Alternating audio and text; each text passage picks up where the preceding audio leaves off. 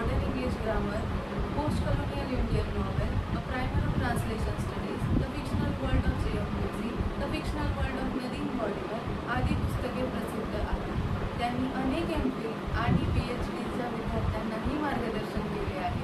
तसेच त्याबरोबरच the journal of gender and लिटरेचरचे चीफ असोसिएट एडिटर म्हणूनही ते कार्यरत आहेत. नांदेड येथील क्रिएटिव्ह पब्लिकेशन्सचे मुख्य संपादक म्हणूनही काम करतात. त्यांनी त्या माध्यमातून 350 ग्रंथांचेही प्रकाशन केले आहे. तर चला आज बोलूया डॉक्टर ज्ञानेश्वर दिगोडे यांच्यासोबत. सर्वप्रथम तुमचं स्वागत सर. आज तुमच्या प्रोफेसर आणि पब्लिशर दोन्ही यशस्वी भूमिकांबद्दल आम्हाला जाणून घ्यायचं आहे. तर आपण सुरुवात करूया.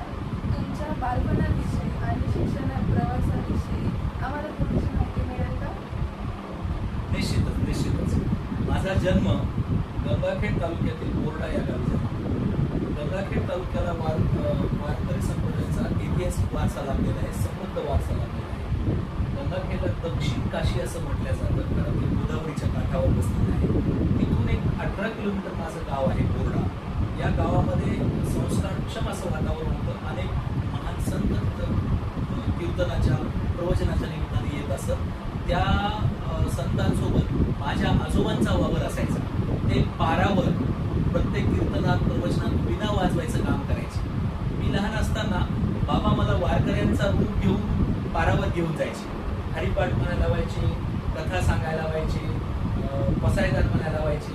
आणि त्यामुळं नकळतच माझ्या मनावर वारकरी संप्रदायाचा प्रभाव पडलेला आहे. त्यातून मला वाचनाची भरपूर आवड झाली, निर्माण झाली. माझं अक्षरही बऱ्यापैकी वळणदार झाले. त्यामुळं सर्वत्र माझी कौतुक होत होतं. त्यातून मला शिक्षक होण्याची प्रेरणा मिळाली, पण त्या क्षेत्राची आवड निर्माण झाली. तुमच्यामध्ये आदर्श विद्यार्थी किंवा आदर्श शिक्षक याची काय व्याख्या असू शकते? सर्वप्रथम मी आदर्श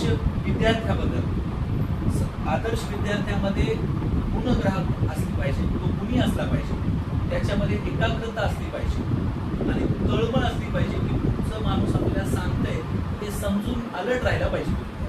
शिकण्याची थोडक्यात त्याच्याकडे हे असावी, आवड असावी, त्याला शिक्षणाची आवड असावी, इन्व्हॉल्वमेंट असावी, तो सिरियस असावा, तो गंभीर असावा.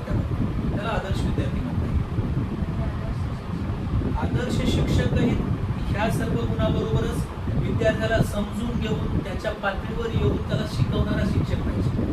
सॉक्रेटिस असं म्हणतो, to teach is to learn twice. म्हणजे एकदा शिकवणं म्हणजे दोनदा शिकण्यासारखं आहे.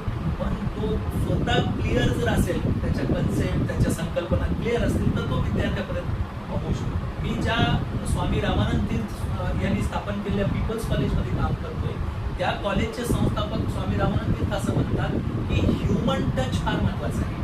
विद्यार्थ्यानं या हृदयीचे त्या हृदयी झाले पाहिजे. शिक्षकात आणि विद्यार्थ्यामध्ये दोघांचं मन जुळलं पाहिजे. शिक्षकाला वाटलं पाहिजे की हे माझ्या मुलामुलीसारखेच आहेत विद्यार्थी, आणि विद्यार्थ्याला वाटले पाहिजे की हा हे माझे गुरु माझ्या वडीलधाऱ्या मंडळीसारखे आहे. ही भावना असेल तर चांगलं शिक्षक बाहेर पडू शकेल. म्हणजे तुम्ही कम्युनिकेशन पाहिजे शिक्षक आणि विद्यार्थी. Yes, exact. तर सध्याचा काळ जो आहे तो टेक्नॉलॉजीच्या डेव्हलपमेंटमुळे ऑनलाईन झालेला आहे. तर ऑनलाईन टीचिंग आणि क्लासरूम टीचिंग या दोन्हीपैकी काय बेटर आहे किंवा तुम्ही काय प्रेफर करता? नाही, काळानुसार काही गोष्टींमध्ये बदल घडतच असतो, परंतु शिक्षण ही प्रक्रिया निरंतर चालणारी प्रक्रिया आहे. या निरंतर प्रक्रियामध्ये क्लासरूमचं महत्त्व नाकारताच येणार नाही. क्लासरूममधून जे शिक्षण दिलं जातं त्यामध्ये ऑनलाईनचा जितका योग्य पद्धतीने वापर करता येईल ते अधिक प्रभावी होऊ शकेल. म्हणून मी माझा प्रेफरन्स तर क्लासरूम टीचिंग क्लास असेल. कारण हे जे इंटरॅक्शन आहे, आता जसं आपण बोलत आहोत तसं जर विद्यार्थ्याला मी प्रत्यक्ष दिसतो तर तो वाटेल ते प्रश्न विचारायचे. मी विद्यार्थी असताना मी शिक्षकांना एवढे प्रश्न विचारायचे, त्यांना आय कॉन्टॅक्ट द्यायचो. काही तर शिक्षक म्हणायचे तुला काय करायचं एवढ्या जगातल्या घडामोडी. तर विद्यार्थ्यांनी प्रश्नच विचारले पाहिजे. प्रश्नातूनच माणसाचा विकास होत असतो. प्रश्नाला उत्तरे शोधण्याचा प्रयत्न विद्यार्थ्यांनी केला पाहिजे आणि शिक्षकांनी विद्यार्थ्याच्या मनामध्ये अधिकाधिक प्रश्न निर्माण केले पाहिजे. असेच प्रश्न क्लासरूम इंटरॅक्शन मधून जास्त निर्माण होऊ शकतात. डेडिकेटेड टीचर आहात, पण मग यातून पब्लिकेशन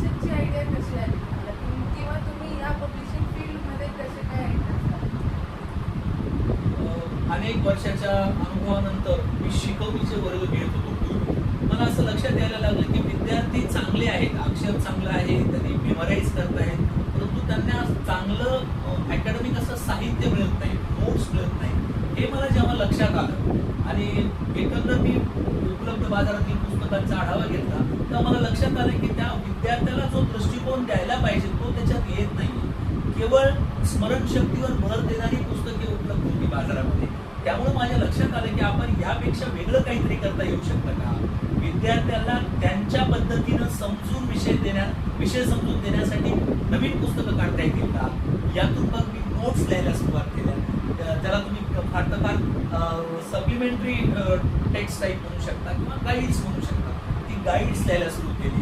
माझे गुरु PhDचे संशोधक मार्गदर्शक डॉक्टर एल देशपांडे सरांनी मला गाईड लिहिल्यानंतर, अशा नोट्स लिहिल्यानंतर खरडपट्टी काढली आणि सांगितले की टेक्स्टबुक तरी लिही, संदर्भ ग्रंथ लिही, पण असे गाईड्स लिहू नकोस. आणि तेव्हापासून मग मी प्रकाशन व्यवसायामध्ये दमदार सुरुवात केली. तुमचं first book कुठलं होतं? आमचं पहिलं पुस्तक मी D.Ed साठी एक इंग्लिश थर्ड लँग्वेज म्हणून 2002 मध्ये पहिलं पुस्तक काढलं होतं. मग आता फिजिकल बुक्स जास्त असतात की ई बुक्स जास्त असतात? नाही, या दोन विभाग करता येतील. जे बुक्स आहेत ज्याला आपण हार्ड बाउंड म्हणतो किंवा प्रिंट व्हर्जन म्हणतो, प्रिंट बुक्स जे आहेत हे वाचणारा एक वर्ग आहे जो आज वयाच्या 30 पार आहे किंवा, आणि 30-35च्या अगोदरची जी पिढी आहे ती ऑनलाईन जास्त करत आहे. त्यामुळे डोळ्यांच्या समस्या निर्माण होणार आहेत, ते पुढे फिरून पुस्तकाकडेच येणार आहेत. परंतु सध्या तरी असं आपल्याला म्हणता येईल की या दोन्हीचा मेळ घालण्याची गरज आहे, सांगड घालण्याची दोन्हीची आवश्यकता आहे. मी दोन्हीलाही नाकारणार नाही. तुम्ही पब्लिश केलेल्या एवढ्या 350 बुक्समधून तुमचं पर्सनल फेवरेट बुक असं?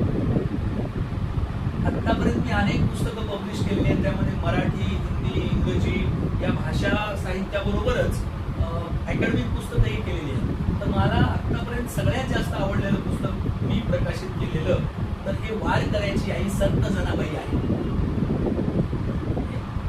यामध्ये विविध लेखांचा संग्रह आहे.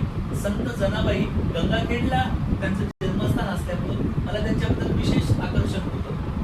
मी त्यांच्या प्रभावात होतो असं म्हटलं तरी चालेल. मग आता तुमची ओव्हरऑल लाईफची जर्नी जी खूप जास्त स्ट्रगलची आहे, तर यातली सुरुवात आणि आजपर्यंतचा झालेला शेवट किंवा क्रिएटिव्ह पब्लिकेशन्समध्ये झालेली जी प्रगती आहे आणि टीचिंग जर्नीमध्ये जे तुम्ही एक शिक्षक ते आज प्रोफेसर जे झाला, तर या सगळ्याबद्दल तुम्ही एक शॉर्ट स्टोरी टाईप किंवा एक समरी दिली किंवा एक जिस्ट दिला तर खूप चांगलं होईल, जे आमच्या ऑडियन्ससाठी पण मोटिवेटिंग असेल. कुठल्याही क्षेत्रामध्ये यश मिळवायचं असेल तर तुम्हाला डेडिकेशन महत्वाचं आहे. तुम्ही ते काम तळमळीनं केलं तर पाहिजे. कुणीतरी मला पाहतंय म्हणून काम नाही झालं पाहिजे. मला इंटेग्रिटी महत्वाची आहे. तुम्हाला जर आवड असेल तर त्या क्षेत्रात पडा, नाही तर पडू नका. मी ट्युशन्स घेतले. नांदेडमध्ये माझा टॉपचा क्लास होता. मी पीपल्सला प्राध्यापक झालो. असंख्य विद्यार्थी आज माझं नाव घेतात, मला हे करतात. माझी जर मी आजचं सांगत असतो, बऱ्याच जण माझे मित्र म्हणतात तुम्ही हे करत नाही, ते करत नाही. तर मी त्यांना सांगतो की माझे विद्यार्थी जे म्हणतात तेच माझ्यासाठी खरे प्रमाणपत्र आहे, खरा फीडबॅक आहे आणि तो फीडबॅक अत्यंत चांगला आहे. मी फार समाधानी आहे. 2002 सालीच मी ट्युशन सुरू केले होते. 2002 नंतर त्या ट्युशनच्याच नोट्स मी प्रकाशित केल्या सर्वप्रथम. त्याला भरभरून यश मिळालं. चांगल्या लोकांनी त्याचं तारीफ केलं, विद्यार्थ्यांना ते आवडलं. म्हणून 2002 पासून मी प्रकाशन सुरू केलं आणि त्यातही आज मी बऱ्यापैकी समाधानी आहे. कुठलाही वारसा नसताना, कुठलंही हे नसताना मी आज जवळपास 350 पुस्तकं काढू शकतो आणि माझ्या अनेक पुस्तकांना पुरस्कारही मिळालेले आहेत. अनेक विद्यापीठाच्या सिलेबसमध्ये ती